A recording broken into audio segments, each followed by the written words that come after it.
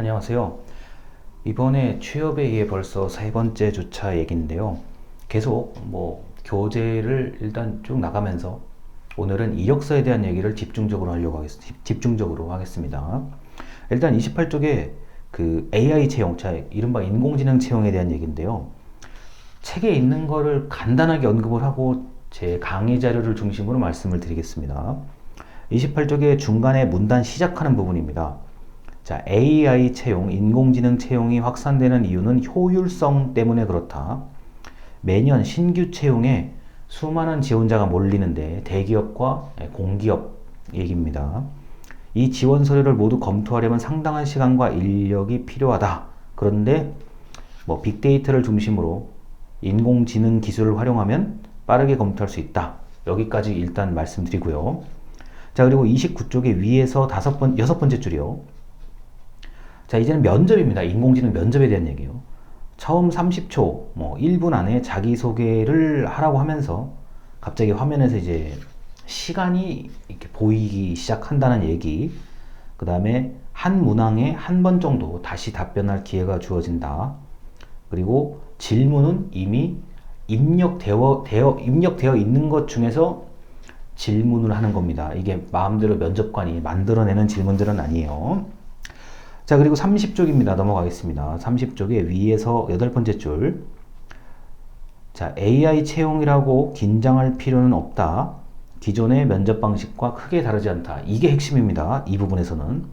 기존에 했던 면접 방법, 그리고 기존에 연습했던 것들을 최대한 활용하는 것이 결국 인공지능 면접에서도 가장 중요하다고 볼 수 있습니다. 자, 이제 교재는 요 정도고요. 제가 이제 강의 자료를 중심으로 말씀을 드릴게요. 자, 인공지능 자기소개서부터 얘기하겠습니다. 저 나중에 또 얘기할 건데, 이미 우리 학교의 시스템에 표절, 다른 사람의 것을 무단으로 베끼는 표절, 그리고 유사도, 다른 사람의 것을 베꼈다고 말하기는 좀 애매하지만 상당한 내용들이 비슷할 경우에 유사도가 높다라고 얘기를 하죠. 그래서 우리 학교의 시스템에는 이미 표절 유사도 검사 프로그램이 다 있습니다. 그런데 여러분들이 이걸 걱정할 이유가 없는 게요. 예를 들어서 저처럼 이제 어떤 논문 같은 걸 쓰는 사람들은 논문이라는 글쓰기는 다소 기계적이에요. 그래서 내 마음대로 글을 쓴다기보다는 다른 사람의 주장이나 근거를 제가 인용을 하거나 다른 사람의 내용을 제가 반박 또는 반론하는 내용들이 있거든요.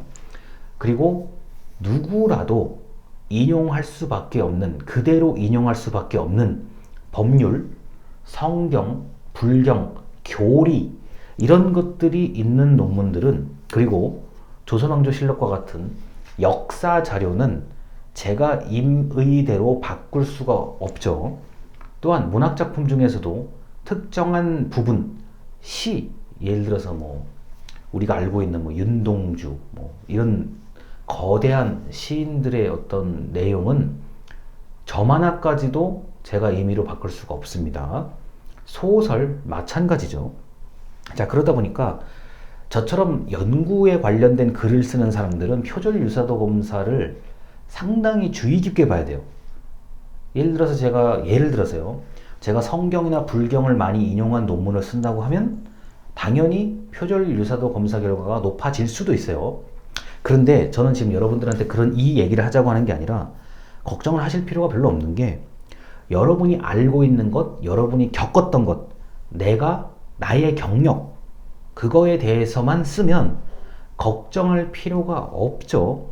자, 조별과제를 많이 하실 거예요. 아마 동아리 활동도 많이 하실 건데, 다만 지금 코로나 때문에 어쩔 수는 없지만 조별활동이나 동아리 활동을 하는데 같은 상황이 벌어져도 나의 행동은 다를 수가 있고 나의 생각은 다를 수가 있죠. 지금 이 수업을 듣고 나중에 완전히 끝나더라도 취업에 의해 수업을 들었을 때 가장 기억에 남는 부분은 사람마다 다를 수가 있어요. 그러다 보니까 내 것만 쓰면 이 자기소개서가 다른 사람하고 겹칠 것이다, 걱정 전혀 안 하셔도 됩니다. 근데 문제는 내 거를 쓰기가 어려운 거예요. 내 이야기를 소개하기가 어렵다는 게 문제인 거죠. 그건 나중에 자기소개서 할 때 다시 얘기 드리고요. 인공지능 면접을 대비하는 방법입니다. 자, 인공지능 면접을 대비하는 방법인데, 저는 지금 제 휴대전화를 앞에다 두고 촬영을 하고 있고, 약 2시간 반 정도를 계속 이렇게 끊어가면서 촬영을 하면 배터리가 한 30% 정도 남습니다. 그런데 이 면접 같은 경우는 어차피 여러분들이 15분 안에 다 승부가 결정이 돼요. 어느 정도는 결정이 되기 때문에 집이나 어떤 공간, 강의실에서 자신의 휴대전화를 좀 이렇게 저는 지금 상반신만 나오게 돼 있잖아요. 여러분이 이제 준비를 하나 정도 하셔야 될 게 뭐냐면은 그러니까 여러분의 휴대전화 카메라를 가지고 내가 앉아있는 상태에서 머리끝부터 발끝까지 다 나오게 구도를 잡은 다음에 자, 한번 1분 정도 시간을 두고 자기소개를 해보세요. 또는 30초 동안의 자기소개를 해보세요. 그리고 옆에 친구하고 교대로 준비할 수가 있죠. 자, 이번에는 네가 질문을 10개의 질문 중에서 아무거나 3개만 해봐. 그럼 대답하는 나는 친구를 보고 얘기하는 게 아니라 렌즈를 보고 얘기하면 됩니다. 이미 다 녹화가 될 거기 때문에 그렇게 하더라도 제가 볼 때 자, 내가 15분 하고 바꿔서 친구 15분 하면 30분밖에 안 걸리죠.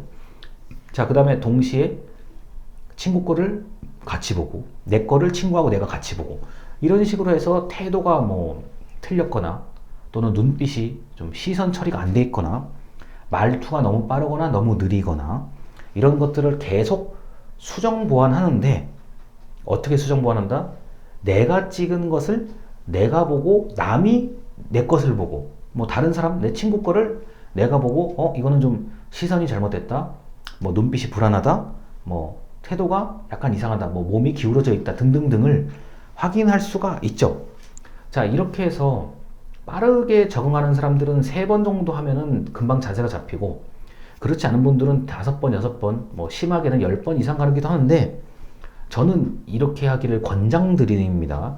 왜냐면 렌즈를 보고 말하는 게 그렇게 쉽지는 않아요. 우리가 아나운서나 이렇게 리포터를 준비하시는 분들이 보통 카메라 테스트를 하는데 그거나 이 인공지능 이 면접이나 원리가 같아요. 어차피 카메라를 보고 말을 해야 카메라를 거쳐서 뭐 기계가 인공지능 프로그램이 측정을 하든 아니면 면접관이 다른 공간에서 측정을 하든 똑같습니다. 자, 그러다 보니까 이 자신의 휴대전화를 최대한 활용하기를 저는 권장을 드리고 이제 휴대전화 한 대 가지고 됐다라고 하면은 친구들이 좀 모여가지고 휴대전화 3개를 좀 놓고 동시에 구도를 맞춘 다음에 한 번쯤 연습해 보시면 더 좋습니다. 왜냐면은 휴대전화 카메라 하나가 면접관 한 사람이라고 생각을 하시고 3대면 면접관 3명이라고 가상의 상황을 설정하는 방법이 좋죠. 그래서 뭐 1번 카메라 보고 2번 카메라 보고 3번 카메라 보고 이런 식으로요. 그런 식으로 시선을 자연스럽게 돌릴 수 있는 정도의 수준이 된다면 거의 인공지능 면접 렌즈를 보는 연습은 끝났다고 보시면 됩니다. 자, 여러분들이 가수를 얼마나 좋아하는지 모르겠는데 노래는 많이 들으실 거고 뭐 저도 마찬가지입니다만 실제로 가수들의 현장 제가 이제 현장에 직접 가서 볼 일들이 있는데 그렇게 하다 보면은 저는 이제 뭐 노래는 이미 막 들었으니까 뭐 그러다 치고요. 이제 가수가 카메라를 어떻게 보는지를 봐요. 자, 가수가 카메라를 볼 때 가장 이제 중심이 되는 카메라부터 이제 보기 시작하는 거고 당연히 가수들도 리허설을 하죠. 사전에 동선을 맞춰보고 카메라 맞춰보고 그 다음에 저 마이크 같은 거 맞춰보는 거죠. 그거는 어느 공연이라도 마찬가지면 뮤지컬, 오페라 다 마찬가지죠. 자, 그런 식으로 생각하시면 되고요. 만약에 집에 여러분들께서 카메라 렌즈가 큰 거, 옛날 사진기 같은 게 렌즈가 커요. 뭐 굳이 그거 녹화 안 돼도 상관없습니다. 고장난 카메라도 괜찮아요. 렌즈가 큰 카메라를 앞에다 두고 마찬가지로 구도를 적당히 맞춘 상태에서 렌즈만 보고 말하는 연습을 하면 훨씬 정확하게 이제 알 수가 있어요. 그리고 이런 경우가 있습니다. 렌즈가 큰 카메라를 두고 말을 하다 보면은 렌즈 속에 내 모습이 비친 게 보여요. 렌즈 속에 내 모습이 비친 게 보일 정도가 되면 내가 완전히 몰입해서 지금 말을 하는 거구나, 그렇게 생각하시면 됩니다. 그래서 가끔은 정말 타고난 천상 연예인이다 하시는 분들 같은 경우는 카메라 앞에만 서면 이게 내 세상이다 이런 분들이 있는데 그건 극도로 좀 없는 얘기고요. 좀 드문 얘기고 연습을 하다 보면 됩니다. 자, 그리고 인공지능 질문은 미리 질문을 입력을 해놓고 골라서 물어보는데 내가 고르는 게 아니라 자, 추첨 방식으로 물어보게 되죠. 자, 그러다 보면은 어차피 이게 일반 면접 준비하고 요령은 같아요. 다만 앞에 사람이 있는 게 아니라 기계가 있다는 것 뿐이죠. 그래서 기계에 익숙하도록 연습을 하면 참 좋은데 요새 이제 대기업 같은 경우는 뭐 코로나 이것 때문에 면접관하고 직접 만나기가 어려우니까 기계를 보고 뭐 특정한 기계를 보고 그 기계에 대해서 뭐 응답을 하게 되면 그게 면접관, 완전히 다른 공간에 있는 면접관이 직접 보게끔 되어 있습니다.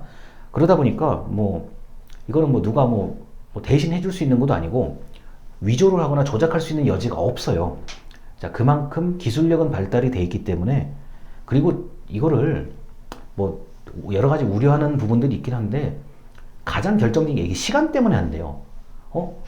내가 아무리 준비를 잘했는데도 시간 딱 지나버리면 시간이 초과됐습니다. 우리가 마이크 이렇게 말하다 보면은 시간 초과되면 꺼지는 것처럼 이미 그런 기술은 뭐 10년 전부터도 있었는데요. 그래서 이미 있는 기술과 장비를 가지고 인공지능, 나름대로의 그 빅데이터라고 하죠. 그런 것들과 결합을 시키는 면접이기 때문에 자소서는 내 경험만 쓰면 아무 이상이 없고요. 인공지능 면접은 그 카메라, 여러분의 스마트폰을 가지고 좀 렌즈를 보는 연습을 하면서 하시면 너무너무 좋을 것 같습니다. 일단 인공지능 채용에 대해서 기본적인 내용은 여기까지 말씀드렸습니다. 들어주셔서 감사합니다.